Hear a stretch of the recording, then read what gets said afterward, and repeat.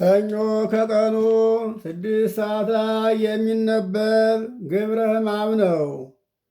ሃይማኖተ አበው ምዕራፍ 48 ቁጥር 22 ላይ ለአድማጮች እንዳይበዛ ተከፍሎ ነው። ስናደምጥ ግን ወደኋላ መለስ ብለንም ከኋላ ያለውንም እንድንመለከተው ነው። ወካዕበ ይቤ ዝንቱ ቅዱስ ኤራቅሊስ በውስተ መልእክቱ ሀበ አርማንያ። ዳግመኛም ይህ ቅዱስ ኤራቅሊስ ለአርማንያ ሰዎች ጽፎ በሰደደው መጽሐፉ እንዲህ አለ። ተራ ቁጥር 3 ኮነ ቃለ እግዚአብሔር ሰባ ዘበአማን ወኢሃደገ እምኔሁ ህላዌሁ አላ እንዘ አምላክ ኮነ ሰባ ዘእንበለ ውላጤ። የእግዚአብሔር ቃል በእውነት ሰው ሆነ። ሰው ከመሆኑም የተነሳ ባህሪውን አልለወጠም። አምላክ ሲሆን ያለመለወጥ ሰው ሆነ እንጂ አለ። አምላክ ሲሆን ባህሪውን ለቆ ሳይሆን ባህሪውን እንደያዘ ሰው ሆነ። ሰውም ባህሪውን ሳይለቅ አምላክ ሆነ አለ። የዮሐንስ ወንጌል ምዕራፍ 1 ቁጥር 1 እስከ 14 ድረስ እንደተጻፈው።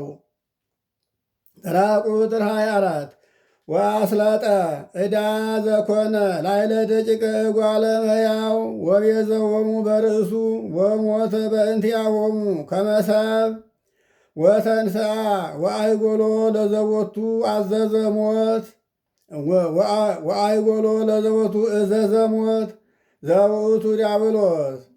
በአዳም ልጆች ሁሉ የነበረውን የዕዳ ደብዳቤ ከፈለ።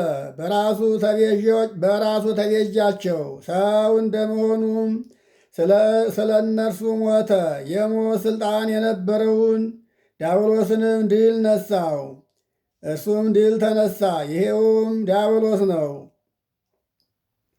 ሐዋርያው ቅዱስ ጳውሎስ ለቆላስይስ ሰዎች የጻፈው መልእክቱ ቆላስይስ ምዕራፍ 2 ቁጥር 13 እስከ 16 ላይ እና ዕብራውያን ምዕራፍ 2 ቁጥር 5 እስከ 15 ድረስ እንደተጻፈው። ተራ ቁጥር 25 ዝንቱ ውእቱ ግብር ይትለዓለም ኩሉ ንባብ ንትወከፎ በሃይማኖት ወይንትሕት በእንቲአሁ በተቃውሞ። ይህ ሥራ ከመነገር ሁሉ የራቀ ነው። አንደበት ይህ ሥራ በአንደበት በከንፈር ከመናገር የራቀ ነው። እንዲሁ ዝም ብለን እንመንበት እንጂ አለ። የእርሱን ነገር በመጋፋት አንመርምር አለ። መዝሙር 138 በቅንፍ 139 ቁጥር 6 ላይ እንደተጻፈው ኢዮብ ምዕራፍ 40 ቁጥር 1 እስከ 4 ድረስም ይህን ቃል እናገኘዋለን። ተራ ቁጥር 26 ወካዕበ ይቤ ዝንቱ ቅዱስ ኤራቅሊስ ኤጲስቆጶስ ዘኪስኪስ ዘፈለሰ ሀበ ቁስጥንጥንያ። ዳግመኛ ወደ ቁስጥንጥንያ ያለፈ የኪስኪስ ኤጲስቆጶስ ቅዱስ ኤራቅሊስ እንዲህ አለ። ተራ ቁጥር 27 ወበከመ ኢይደሉ ይትፈለጥ አሐዱ ሀበ ከዊነ ክልኤቱ ወፍሉጥሂ ሀበ ክልኤቱ ኢይትፈሃል አሐደ አላ ክልኤተ ከመዝ እግዚእነሂ ኢየሱስ ክርስቶስ አሐዱ ውእቱ ወኢይትከፈል እንከ ሀበ ክልኤቱ። አንዱ ሁለት ወደ መሆን ሊከፈል አይችልም። ከሁለት የተከፈለ ሁለት ይባላል። እሱ ግን የተከፈለም አይደለም የሚከፈልም አይደለም። አንድ ሊባል ከሁለት የተከፈለ አንድ ሊባል እንደማይቻል ጌታችን ኢየሱስ ክርስቶስም እንዲህ አንድ ነው አለ። ወደ ሁለት አይከፈልም። አንደኛ ቆሮንቶስ ምዕራፍ 8 ቁጥር 6 ላይና ሁለተኛ ቆሮንቶስ ምዕራፍ 5 ቁጥር 14 ላይ ጳውሎስ እንዳስተማረው የዮሐንስ ወንጌል ምዕራፍ 1 ቁጥር 18 ላይም እንዲሁ ይህን ቃል እናገኘዋለን። ተራ ቁጥር 28 ወካዕበ ይቤ ዝንቱ ቅዱስ ኤራቅሊስ በውስተ ድርሳኑ ዘደረሰ በእንተ በስራቱ ለገብርኤል መልአክ ለእግዝእትነ ቅድስት ድንግል ማርያም ንጽሕት። መልአኩ ቅዱስ ገብርኤል እመቤታችንን ቅድስት ድንግል ማርያም ንጽሕት ማርያምን ስለ ማብሰሩ በተናገረበት አንቀጹ ይህ ቅዱስ ኤራቅሊስ ዳግመኛ እንዲህ አለ። ተራ ቁጥር 29 ናይምረንከ ዘንሄሊ በእንተ ብፁዓዊ ዮሴፍ ቅዱስ ወምእመን እስመ ውእቱ ኢያእመረ ምስጢረ ዘይትፌጸም በእግዝእትነ ቅድስት ድንግል ማርያም። የታመነ የከበረ የተመሰገነ ስለሚሆን ስለ ዮሴፍ የምንናገረውን እንወቅ። እርሱ በእመቤታችን በቅድስት ድንግል ማርያም የሚፈጸመውን ምስጢር አላወቀምና አለ። ተራ ቁጥር 30 ኢያእመረ ምንቱ ውእቱ ምስጢር ዘኮነ ሎቱ ላይከ ኢያእመረ ከመ እግዚእነ ኢየሱስ ክርስቶስ ዘበእንቲአሁ ተነበዩ ነቢያት ይትወለድ ዘእንበለ ዘርአ ብእሲ እምነ ብእሲት ዘተፌረት ሎቱ ኢያእመረ ከመ ሕፃን ይወፅም ብእሲ ዘእንበለ ምእት በከመ ተቤለ በነቢይ። አገልጋይዋ ባሪያዋ የሆነ ዮሴፍ ምስጢር የሆነለት ምስጢር አገልጋይዋ የሆነላት ዮሴፍ ምስጢር ምንም እንደሆነ ስለ እመቤታችን የተደረገው ምስጢር ምንም እንደሆነ አላወቀም። ለእርሱ ከታጨችለት ከድንግል ነቢያት ስለ እርሱ የተናገሩለት ጌታችን ኢየሱስ ክርስቶስ ያለ ዘርአ ብእሲ እንደሚወለድ ይሄንን አላወቀም አለ።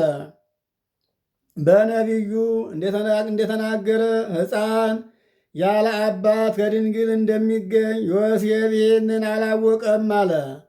በትንቢተ ኢሳይያስ ምዕራፍ 7 ቁጥር 14 ላይ እንደተጻፈው እናም ኢሳይያስ ምዕራፍ 9 ቁጥር 6 እስከ 7 እና የዮሐንስ ወንጌል ምዕራፍ 1 ቁጥር 46 ላይ እንደተጻፈው ዮሴፍ ይህንን አላወቀም አለ።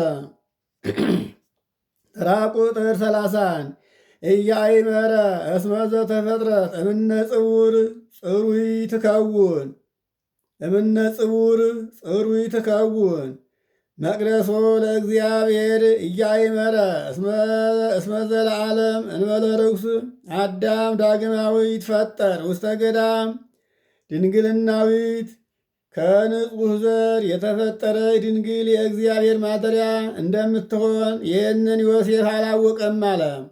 ዘለዓለም መለወጥ የሌለበት ዳግማዊ አዳም ክርስቶስ ድንግልና ካላት ከቅድስት ድንግል ማርያም እንደሚገኝ እንደሚወለድ ዮሴፍ ይህንን አላወቀም ነበር አለ።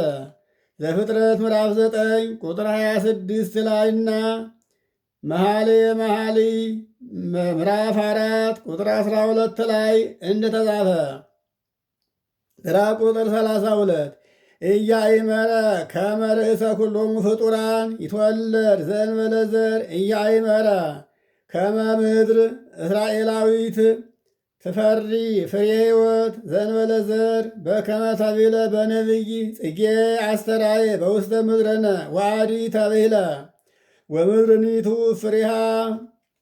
ፍጡራንን ሁሉ የፈጠረ ክርስቶስ ያለ ዘርአ ብእሲ ከእሷ እንደሚወለድ ከቶ ዮሴፍ ይህን አላወቀም ነበር አለ። በምድራችን ታየ ተብሎ በነቢይ እንደተነገረና ዳግመኛ ምድር ፍሬን ትሰጣለች ተብሎ እንደተነገረ ይህንን ዮሴፍ አላወቀም ነበር አለ።